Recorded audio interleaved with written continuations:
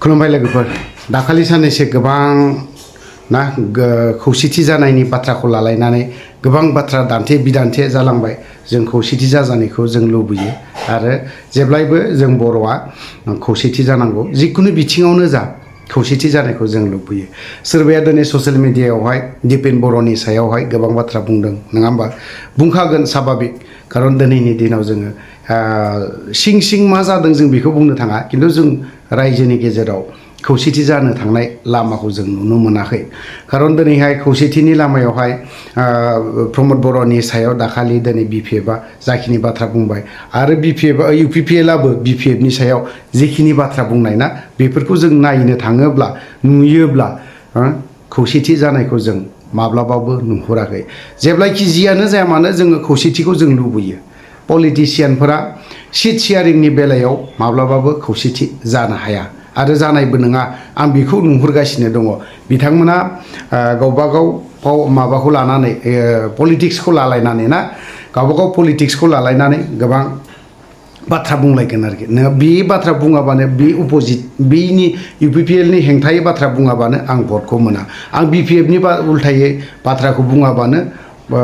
भटखौनो मोननो थाङा होनबा दिनैहाय बेफोर बिथिङाव नायोब्ला माबायदि खौसेथि जागोन नङा होमबा बिनि बेलायाव जों एसेब्लाबो साननो गोनां जेखियानो जादोला जानानैबो थांबाय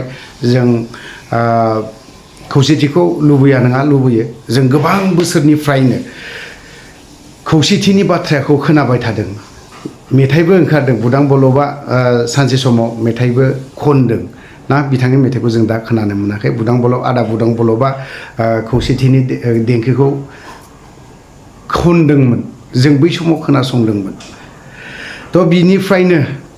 खौसेथिया दिनैसिमबो जानोबो थाङाखै आरो पलिटिशियानफ्राबो जानोबो थाङाखै पलिटिशियानफोरा जाया जाया आं मानिबाय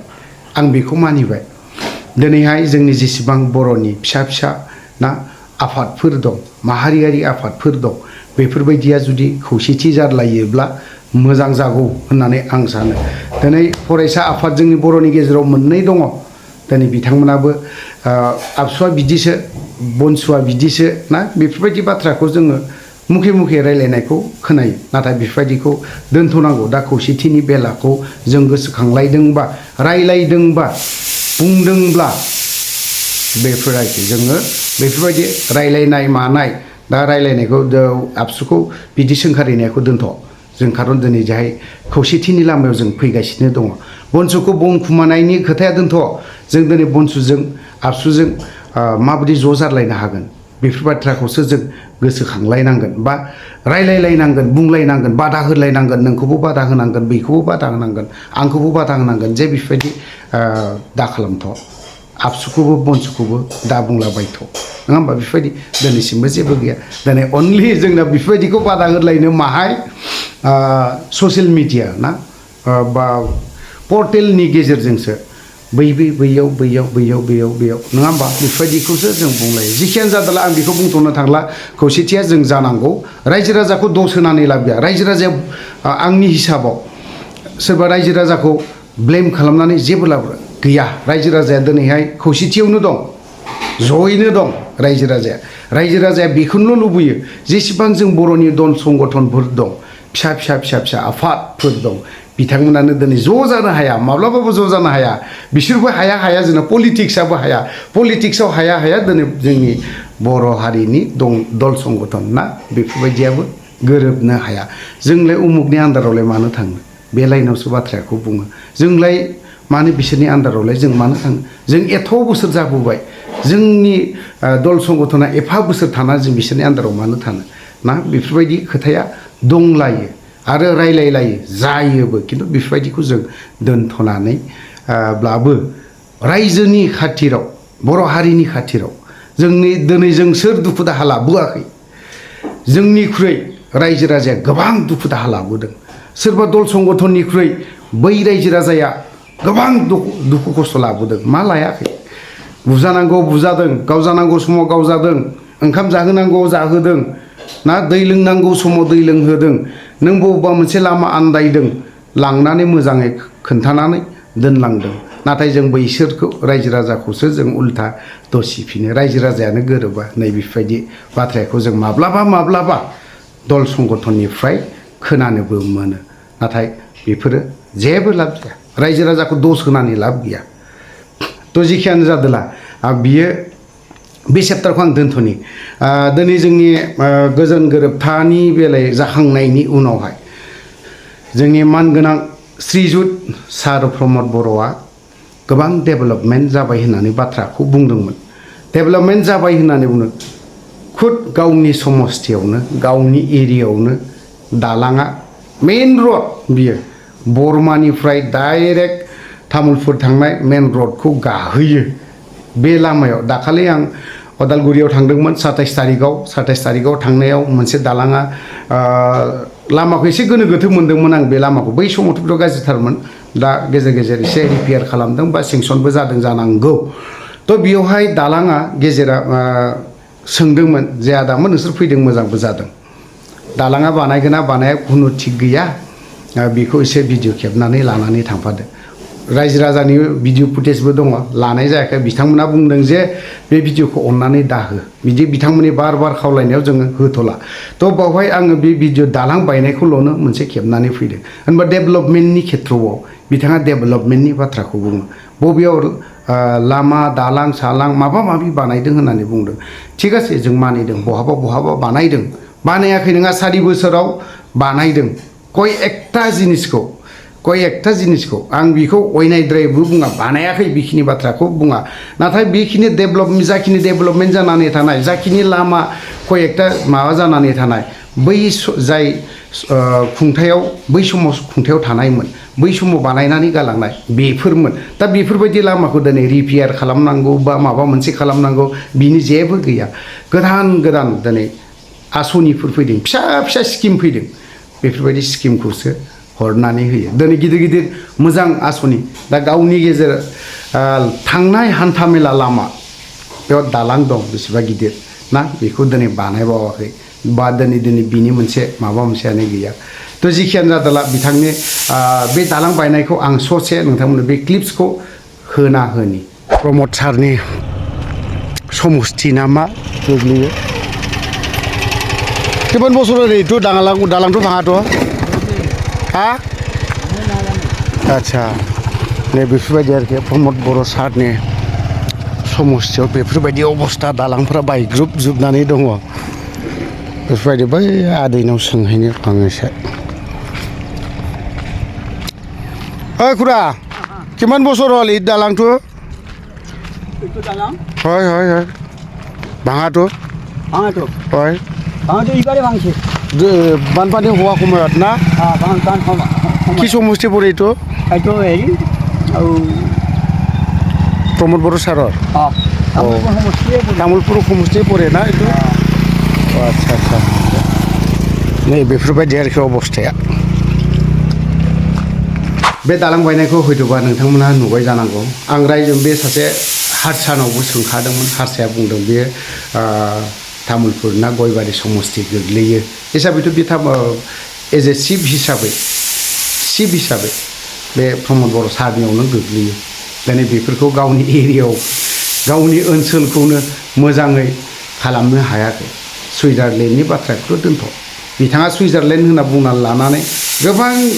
ससियेल मिडियायावनो दामो बेखिनि बाथ्राखौ आरो दामनो गोनां बुंनो गोनां गोबां दंबावो बेफोरबायदि जों बेसेबां दुखुनांथावना नङा होमबा पिस रेकर्ड जाखांबाय गोजोन गोरोबथा आं बुंबाय थादों अनलि मोनथाम मोनब्रैसोल'नो बावहाय गोजोना फैदों बाद बाखि जों जेबो गैया हरदों आरो हरदों सोरनो हरदों स्टेट गभर्नमेन्टनो जों हरदों आरो हरदों जों जेबो गैया मोनथाम मोनब्रैसोल'नो एसे गोजोन फैदों मोनसे एक्सटर्सनाव जेबो गैया ओमफ्राय फेक इनकाउन्टार जेबो गैया खम जानानै दं फेक इनकाउन्टारा बिबो फेक इनकाउन्टारा गेजेर सम जायो मालाबा 15 आगस्टनि सिगां मालाबा माबा मोनसेनि सिगां बेफोरबायदियाव फैसा डिमान्ड खालामनाय गैया मानसि नंखाय दायाव गावनाया एसे खम जादों बिनि उनावहाय आरोबाव थार्डआ मा जादों किडनेपिं खावनाय बे मानसि खावनाय बे गैया जादों बेयो थिग बाद बाखि जेबो गैया बेनो बे हरदों आरो हरदों मा थाखो डेभेलपमेन्टनि बिथिङाव साख्रिनि बेलायाव दाखालिबो गोबां दावराव दावसि जों बेफोरखौबो बुंजोबनो थांला बेफोरखौ बुङोब्ला बाबा मानसि महान ओंखारो महान व्यक्ति ओंखारो जों दिनै ससियेल मिडियायाव ओंखारबाय थाग्राखाय जोंफोरनि सायाव माखासे बाथ्राखौ गोबां बाथ्रा बुङो नाथाय बै महानफ्रा महान व्यक्तिफ्रा महान लिडारगिरिफोरा मानो दिनै ससियेल मिडियायाव मानो मिडियायाव मानो ओंखारनो हाया बाथ्राया बेसोना मानो बुंनो हाया गावनि मोखांखौ देखायनानै मानो बाथ्राखौ बुंनो हाया फेक एकाउन्ट खुलिगोन फेक एकाउन्ट खुलिनानै गोबां बाथ्रा बुंहरगोन महान व्यक्ति आरो बिथांमोननि लेंगुवेजफोराबो माब्लाबाबो मोजां नङा खारन बै लेंगुवेज बाहायग्राफोरा बिमा बिफानि बोसोनबो लायाखै होननानै आं सानो बिमा बिफाफ्रा बेखौनो फोरोंदों होननानैसो आं बुंगोन जों दिनै बुङोब्लाना ससियेल मिडियायाव ओंखारो गोबां बाथ्रा बुंनानै जों प्रमद बर' सारखौ जों दिनैहाय गोबां बाथ्राजों सोंखारि गोबां बाथ्राजों बुङो नाथाय जों लेथ्रा लेंगुवेज गाज्रि लेंगुवेजजों मालाबाबो बुङा खारन बिबो मावबोदों सानसे समाव माबा मोनसे दिनै शिफ जानानैसो रायजो राजाया बुजिदों मा सिस्टेमनि मानसि बियो मा खोथा बाथ्रा बुंग्रा बिनि गोदै रावावहाय जों बर'फ्रा बांद्राय दागो जावसै आं बेखिनि बाथ्राखौ बुंगोन आरो मोनसे सरजाबफाबावनो लुबैदों बिना गयारिनि बाथ्रा बिनि क्लिप्सखौबो एसे नायनानै लानाया मोजां इउपिपिएल जेनेरेल सरकाराव फैनाय लोगो लोगो गासिबो पावारा रायजोनावनो थागोन अच्छा सोरनो न' नांगौ रायजोआनो बासिगोन बबाव दंग' नांगौ रायजोआनो बासिगोन सोर गरिबा ओंखाम मोनजायाखै रेशन कार्ड गैया बेखौ रायजोआनो बासिनानै लिस्ट खालामनानै हरनांगौ गासिबो मोनथाया रायजोनावनो थानांगोन मानोना रायजोआसो भट होयो रायजोजोंसो राजा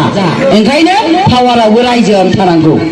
नैबे थांखिखौ जों इउपिपिएलआ सरकाराव फैनाय लोगो लोगो जों नैबे थांखिखौ मावफुंगोन आरो जोङो गासिबो पावारखौनो रायजोनि आखायाव गथायगोन जायगोन ना भिडिअ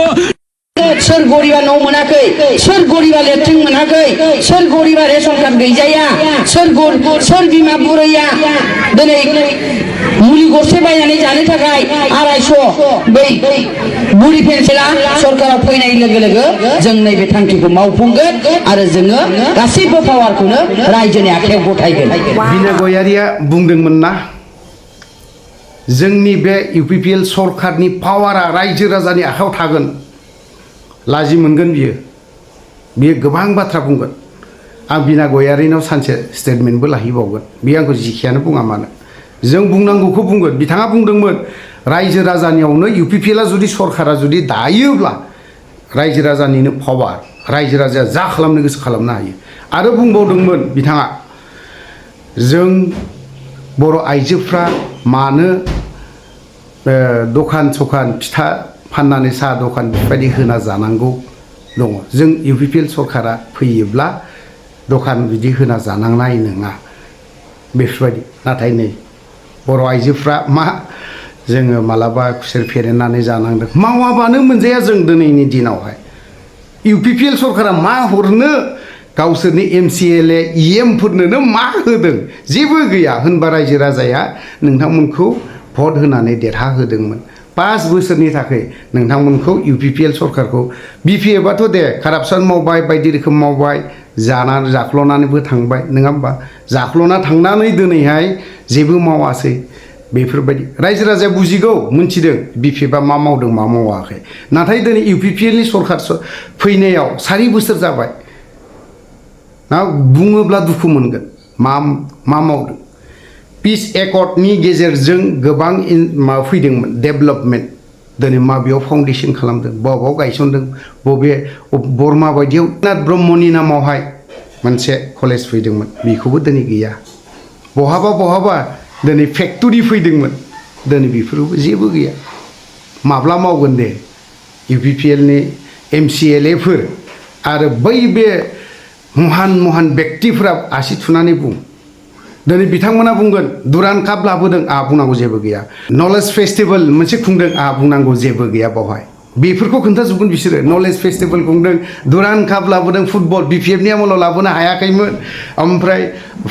50 मिशन खालामबाय बेफोर बाथ्राखौ बुंदों बिपिएफनि आमोलाव लाबोनो हायाखै बेफोरबायदि बाथ्राखौ बुंगोन नाथाय बेजों एनाफ नङा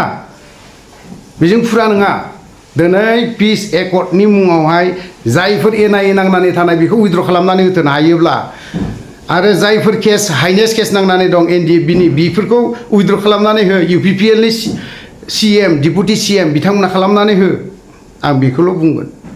थ' बिना गयारिया दिनै मा हिसाबाव दिनैहाय बैखिनि बाथ्राखौ बुंदोंमोन अब्लानि समाव सरकारानो गैयामोन केम्पेइनल'नो केम्पेइननि बाथ्रा ओरैनो सायावल'सो नामा नेक्स्ट बाराव होसोजानायनि अनगायै बेफोरबायदि बुंबावोब्ला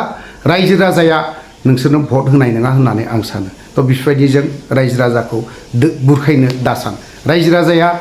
सादा सिदा बर' हारिनि रायजो राजाया सादा सिदा रावखौबो थगाय रोङा नायदोंमोन नोंथांमोनखौ 5 बोसोर माबोरै सालायो नोंथांमोननि गेजेरावनो दैदेनगिरिफोरा मोनसेबो खौसेथियानो गैलाया सोरबा इएमआ सोरबा एमसिएलएआ बुंबावो आंनो फानानै एथ'खिनिल'सो फैयो एथ' कौटिल' फैदों बिनियाव जबसो फानानो जोंनोनो होआखै बेखिनि बाथ्राखौ बुङो थ' लोगोफोर गोलाव बाथ्रा जाबाय गोलाव खोथाबो बुंबाय बावहाय जुदि गोरोन्थि बाथ्रा बुंदोंबा गासैबो बर' रायजो राजानाव क्षमा बा निमाहा बिखानाय थाबाय थ' लोगोफोर आं भिडिअखौ बारा गोलाव खालामनो सानाय बावनो दोनथ'बाय जय बर' हारिनि